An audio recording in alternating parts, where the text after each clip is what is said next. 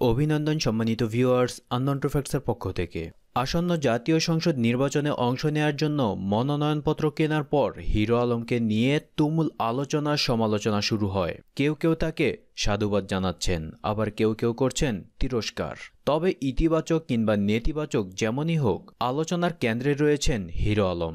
তাই হিরো আলমের কাছে জানতে চাওয়া হয়, শাকিব খান, আরিফিন শুভ কিংবা বর্তমান সময়ের সিয়াম আহমেদ বড় তারকা নাকি আপনি বড় তারকা?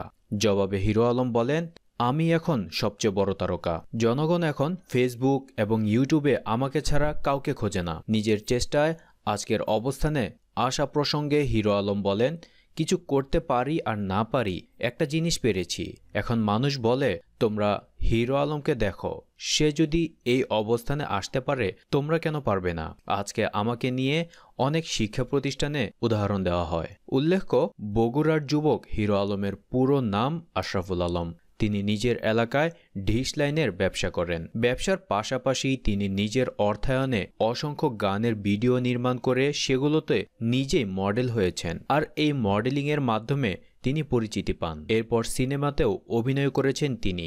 একাদশ জাতীয় সংসদ নির্বাচনে হোসেন মোহাম্মদ এরশাদের নেতৃত্বাধীন জাতীয় পার্টির লাঙ্গল মার্কায় নির্বাচন করার জন্য বগুড়া ৪ আসন থেকে দলীয় মনোনয়ন চেয়ে কেন্দ্রীয় কমিটিতে আবেদনপত্র জমা দেন হিরো আলম। এখন দেশের আনাচে কানাচে সকল মানুষের আলোচনার কেন্দ্রবিন্দু এই হিরো আলম। ধন্যবাদ সম্মানিত ভিউয়ার্স, গুরুত্বপূর্ণ সময় দিয়ে আমাদের চ্যানেলটির সাথে থাকার জন্য।